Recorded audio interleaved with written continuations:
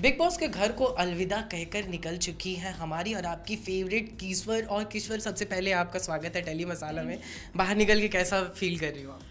सब कुछ बहुत अलग अलग लग रहा है बिकॉज कल जब मैं एक्चुअली वापस घर आई तो मेरा घर भी मुझे इतना अलग लग रहा था, मेरा बेड अलग लग रहा था। तो या थोड़ा सा यूज टू होने के लिए टाइम लग रहा है। मुझे लग रहा था मुझे अपना फ़ोन यूज़ करने में बहुत टाइम लगेगा, बट ट्विटर ने मुझे इतना अट्रैक्ट किया कि मुझे बिल्कुल टाइम नहीं लगा सीखने और सब कुछ समझने वापस। तो I think I am back and how मतलब कहीं ना कहीं हम ये वजह समझे कि जहाँ सुयश निकले हैं तो उसके पीछे पीछे ईश्वर का मन नहीं लग रहा था, इसलिए उन्होंने ये बिग अमाउंट ग्रैब किया और निकल गई। पता नहीं क्यों मुझे आज सुबह भी एक इंटरव्यू के लिए फ़ोन आया था और उसने भी मुझे ये बोला, क्यों ऐसा हुआ कि तुम सुयश को बहुत मिस करी थी इसलिए तुम बाहर आ गई। ऐसे पता नहीं, मुझे याद नहीं आ रहा, शायद बिग बॉस ने ऐसा ऑप्शन दिया था कि मुझे ऐसे इस तरह बाहर आने का कि तुम सुयश को मिस करिए तो बाहर चली जाओ। तो ऐसे नहीं, obviously not, but I think वो टास्क ही कुछ ऐसा हो गया था, थोड़ा अनफेयर सा मुझे लगा टास्क। बिकॉज आई थिंक हम तीनों के लिए जो जिन्होंने उससे प्रीवियस वाला टास्क जीता था और टिकट टू फिनाले तक हम जो पहुँचे थे, 3 लोग, वंदना, प्रिंस और मैं, तो उनमें से कोई भी अगर इस पोजीशन में होता जिसमें प्रिंस और मैं थे, अगर मैं और वंदना होते या प्रिंस और वंदना होते, तो आई थिंक उन दोनों के लिए या हम दोनों के लिए भी बहुत अनफेयर सिचुएशन थी। बिकॉज तुम एक टास्क जीतते हो ये सोचकर कि आगे जाके तुम्हें शायद तुम टिकट टू फिनाले जीत सकते हो, ये तुम कभी नहीं सोच सकते कि तुम एक टास्क जीतोगे और तुम्हारा उसका प्राइज ये होगा कि तुम घर छोड़ के भी जा रहे हो। भले ही तुम्हें 15 लाख रुपए मिले हैं, आई अग्री, बट ऐसा अलविदा मुझे उस घर से नहीं चाहिए था। मैं कल भी इनफैक्ट प्रिंस से जब मेरी बात हो रही थी, जब हम टास्क में बैठे थे, तो मैं उसको यही बोल रही थी कि अगर मैं सैटरडे, जैसे मैं नॉमिनेटेड थी, और अगर मैं सैटरडे को एलिमिनेट हो जाती ये बोल के कि आपके पास इतने वोट्स नहीं आए इसलिए आप एलिमिनेट हो रही हैं, तो मुझे समझ में आता है कि मेरे पास वोट्स नहीं थे इसलिए मैं एलिमिनेट हुई। बट इस तरह से 2 स्ट्रॉन्ग कंटेंडर्स, आई थिंक प्रिंस लड़कों में सबसे स्ट्रॉन्ग था और मैं प्राउडली लड़कियों में सबसे स्ट्रॉन्ग थी, वो मुझे पता था। तो अगर 2 स्ट्रॉन्ग कंटेंडर्स आपके इस एक टास्क में फंसे हुए हैं और 32 आवर्स तक अगर हम शिद्दत से बैठे हुए हैं ये सोच के कि शायद ये टास्क रद्द हो जाएगा, सम रीज़न से वो हमको कुछ और ऑप्शन दे देंगे और किसी को घर नहीं छोड़ना पड़ेगा, ये रीज़न से हम बैठे हुए हैं, बिना खाए बिना बाथरूम जाए हम उधर ही बैठे थे, बाहर ठंड में हम सोए, एंड सब कुछ करने के बाद अगर मैं एविक्ट हुई हूँ तो ये बहुत अनफेयर है। बिकॉज आई रिमेंबर कि एक बार वंदना वर्स्ट परफॉर्मर के लिए चूज़ की गई थी और फिर एविक्ट होके उसे सीक्रेट रूम में डाल दिया। तो अगर वर्स्ट परफॉर्मर सीक्रेट रूम में जाता है और अच्छा परफॉर्म करके अगर आप एविक्ट होते हो और घर आते हो, तो आई थिंक वो बहुत ही ज़्यादा अनफेयर है। तो आई थिंक ये जो लास्ट मेरे 32 आवर्स घर के अंदर थे ना, वो थोड़े से बहुत ज़्यादा इमोशनल, बहुत ज़्यादा ट्रॉमेटिक थे। बिकॉज मैंने वैसा वाला इमोशन बिग बॉस के घर में कभी फील नहीं किया था जैसे मैंने उस टास्क में फील किया। बिकॉज ऑब्वियसली मेरा और प्रिंस का एक कनेक्ट था राइट फ्रॉम द बिगिनिंग। तो हम दोनों जो उस टास्क में फंसे थे, it was very very emotional for us. हम दोनों ने हार्डली एक दूसरे से बात की थी उस पूरे टास्क में, बिकॉज हमें पता था, कहीं ना कहीं हमें ये पता था, हम भले ही सोचे थे कि रद्द हो जाएगा, बट शायद कहीं ना कहीं ये वो था कि हो सकता है by the end of it किसी एक को जाना पड़े। तो वो डर की वजह से आई थिंक हमने हार्डली एक दूसरे से बात की थी और you know all of that. तो वो थोड़ा सा वियर्ड था। नॉमिनेशन के वक्त में जब फुटबॉल बाहर फेंका जा रहा था, तब आपने एकदम डंके की चोट में बोला था रोशैल को कि मैं बाहर नहीं जाने वाली हूँ। तो आपको एक्सपेक्ट था कि आप एकदम से ऐसे हाई अमाउंट आ जाएगा एंड फिर आप निकल जाओगी इसी week? See I am saying this again. मैंने कल के एपिसोड जो आज प्रॉब्ली टेलीकास्ट होगा, मैंने बोला भी है कि अगर मुझे वो पैसे लेके मुझे बाहर नहीं जाना था और अगर मुझे ये भी पता था, मैं अपने आप को एक चांस देना चाहती थी कि मैं पैसे लेके नहीं जाना चाहती, इसलिए मैं जानती हूँ कि मैं नॉमिनेटेड हूँ, फिर भी मैं अपने आप को एक चांस देना चाहती हूँ कि मैं ये नॉमिनेशन से बच सकती हूँ। क्यों? क्योंकि मंडे ट्यूसडे का जो टास्क था मैंने बहुत अच्छे से किया था, मैं जीती और इसलिए मैं टिकट टू फिनाले तक पहुँची। तो ऑब्वियसली अगर ये 3 और टिकट टू फिनाले भी मैंने 32 आवर्स तक किया, जो प्रिंस के साथ कंपटीशन था वो हमने किया। जब बिग बॉस को खुद रियलाइज हुआ कि हम नहीं बजर दबाएंगे, तब उन्होंने बोला कि आपको 1 घंटा मैं दे रहा हूँ और आप लोग चूज करो कि आप दोनों में से कौन। हमने एंड तक सिर्फ नाम बताया उन्हें कि कौन बाहर जाएगा और कौन अंदर रहेगा, हमने बजर फिर भी नहीं दबाया। तो फाइनली यही हुआ कि मैंने बजर फिर भी नहीं दबाया, फिर भी मैं बाहर आई हूँ। तो ये मुझे डेफिनेटली पता था कि सैटरडे को जो एविक्शन होने वाला है, ये तो मुझे बाहर आके पता चला कि सैटरडे को एविक्शन नहीं होने वाला है बिकॉज आई बिलीव लाइंस बंद है, वोटिंग लाइंस बंद है। तो मेरा एविक्शन डेफिनेटली नहीं होता बिकॉज मैंने इस हफ्ते बहुत अच्छा परफॉर्म किया था। एंड डेफिनेटली मैंने ये एक्सपेक्ट नहीं किया था कि रोशेल से पहले मैं बाहर निकलूंगी बिकॉज मैं रोशेल से बेटर थी, डेफिनेटली बेटर थी। और ये मैं डंके की चोट पे आज भी कहती हूँ कि मैं बेटर थी, बट ये एक अनफेयर टास्क था एंड इट वाज अनफॉर्चुनेट कि मैं और प्रिंस उसमें फंसे थे।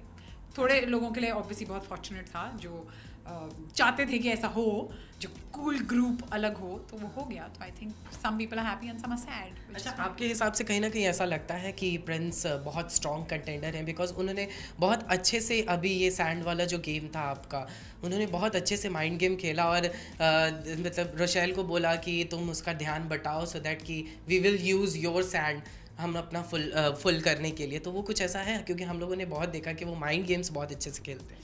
सी प्रिंस डेफिनेटली रोडीज और स्प्लिट्स वाला जीत कर आया है, तो वो टास्क में बहुत अच्छा है। वो पूरा टास्क ही था डिफेंस और अटैक का। अब अटैक वाले जो लोग थे वो थे प्रिंस, मैं, वंदना, रोशेल ने थोड़ा बहुत किया था, प्रिया ने किया, ऋषभ ने बिल्कुल अटैक नहीं किया, ना बिगनिंग द फर्स्ट डे नहीं और ना ही दूसरे दिन भी फाइनली जब हम उसके पास गए तो एक दो बार उसने जाके वो जो कुल्हाड़ी उसने अटकाई थी रोशेल ने, वो जाके उसने किक किया 2 बार या 3 बार मैक्स। उसके अलावा उसने किसी को अटैक नहीं किया, तो वो सबसे उसने सेफ गेम खेली। और Prince on the other hand उसने अपनी गेम खेली, उसने अटैक भी किया। प्रिया का जो खाली हुआ था सैंड, वो थैंक्स टू प्रिंस था बिकॉज उसने वो नली तोड़ दिया था जिसमें से वो सैंड निकलती है। तो वो करने के बाद प्रिया ने खुद गिव अप किया क्योंकि उससे लगा कि अब मैं सबको तंग करूँगी, एटलीस्ट मैं कुछ तो करूँ बिकॉज मेरा वो तो नहीं होने वाला, बचने तो नहीं वाला, तो मैं ये करूँ। जबकि उसको ये नहीं पता था कि दूसरे दिन ये पड़ाव आ जाएगा जिसमें आपको भर के और आप जीत सकते हो। तो प्रिंस डेफिनेटली उसने सबकी हेल्प की, उसने मेरी हेल्प की टू अ सर्टेन एक्सटेंट, उसने रोशेल की हेल्प की। रोशेल को जो उसने दूसरे दिन ये बोला क्योंकि प्रिया ऋषभ को सपोर्ट कर रही थी और ऋषभ का सैंड फुल हो गया था और to a certain extent Rochelle का भी फुल हो गया था। तो जब ऋषभ को रियलाइज हुआ कि रोशेल का भी भर गया है और 4 लोगों का भर गया था जबकि विनर्स सिर्फ 3 होने वाले थे, तो ऋषभ ने प्रिया को बोला कि रोशेल का डिस्ट्रॉय करो। रोशेल का जब उसने आके डिस्ट्रॉय किया प्रिया ने, तब जब रोशेल रोने लगी तब हमने उसको बोला कि अब कुछ नहीं हो सकता, तो अब तुम जाके उसका डिस्ट्रॉय करो ताकि एटलीस्ट हम वंदना को जिता दें कि हमको ऋषभ नहीं चाहिए उन तीनों में, हम वंदना को जिता देते हैं। तो हमने वंदना की हेल्प करके हमने वंदना को वो गेम जिताई। तो अगर सीरियसली मेरा वंदना के साथ कुछ होता तो मैं उसे वो टिकट टू फिनाले तक हम उसको लाते भी नहीं। वो हमारी हेल्प से टिकट टू फिनाले पे पहुंची और अब उसके फैंस ये बोल रहे हैं हाँ देखा वंदना ने क्या कर दिया प्रिंस और किश्वर के बीच में, मतलब वो स्मार्टली चली गई और ये दोनों, मतलब हेलो एक्सक्यूज मी, वंदना को वहाँ तक पहुँचाया किसने? हमने, प्रिंस और मैंने। सो यू नो, और कुछ लोग ये भी लिख रहे हैं कि अच्छा वंदना को वैसे तो हिंदी समझ में नहीं आती पर ये उसे बड़ा अच्छे से समझ में आ गया कि बजर बजते ही उसे बजर दबाना है एंड ऑल ऑफ दैट। तो there were a lot of points and बहुत उसमें डिबेट हो सकता है, बट हाँ, तो I think Prince to a certain extent उसने बहुत अच्छा वो वाला टास्क भी किया। आपके हिसाब से कौन विनर है बिग बॉस?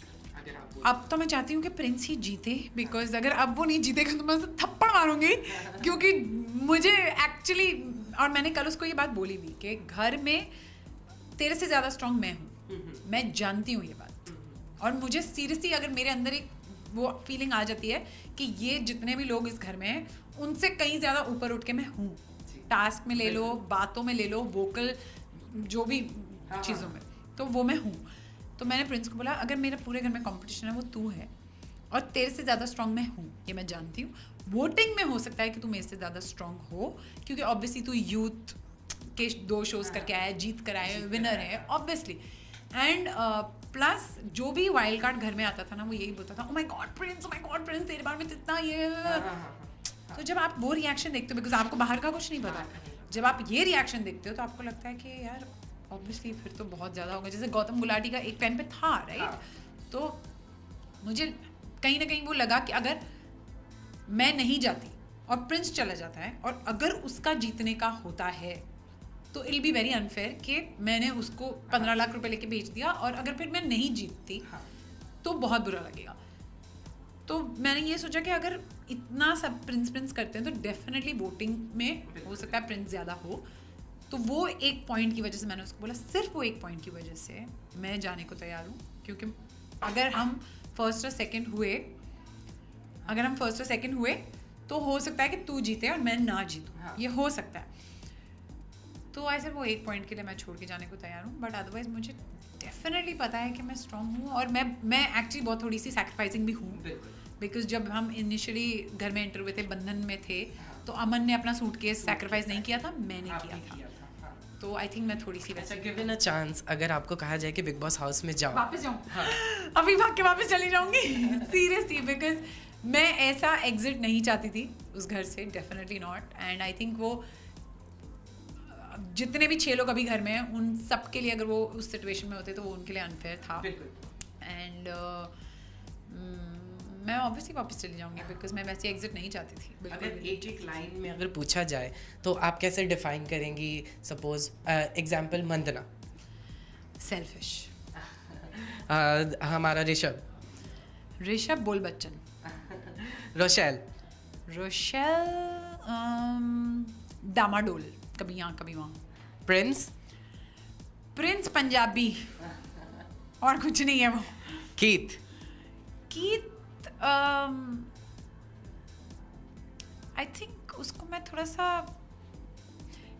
क्वाइटली स्मार्ट बोलूँगी, थोड़ा क्वाइटली स्मार्ट है। What about Priya? Priya is loud and annoying, but she's a nice person.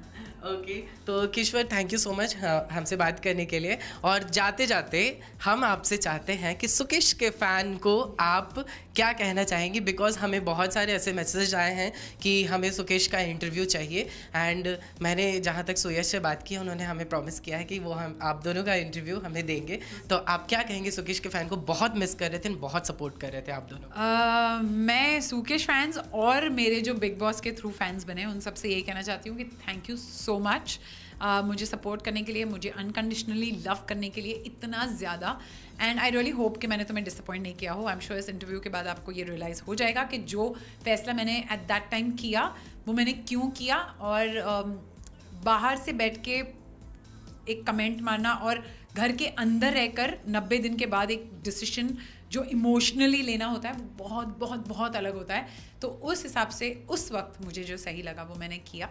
And आप लोग जो कमेंट्स मैंने ट्विटर पे पढ़ा है जिसमें लिखा है आप लोगों ने कि मैं विनर हूँ एक्चुअली BB9 की, तो उसके लिए thank you so much. Because जब मैं बाहर आई और मुझे इतना सारा प्यार मिला, पहले मुझे लग रहा था कि ये डिसीजन मैंने क्यों लिया, मुझे ऐसे बाहर नहीं आना चाहिए था, मैंने क्यों किया, मुझे फोर्सफुली बाहर भेजा गया, अनफेयर है। बट जब मैंने ये सारे कमेंट्स पढ़े मुझे सीरियसली लगा कि आई थिंक मैंने तुम सबका दिल जीत लिया, and I think that's my biggest victory. So thank you so much Kishwar, and all the best. Camera person Puneet के साथ नवीन सिंह भारद्वाज, टेली मसाला।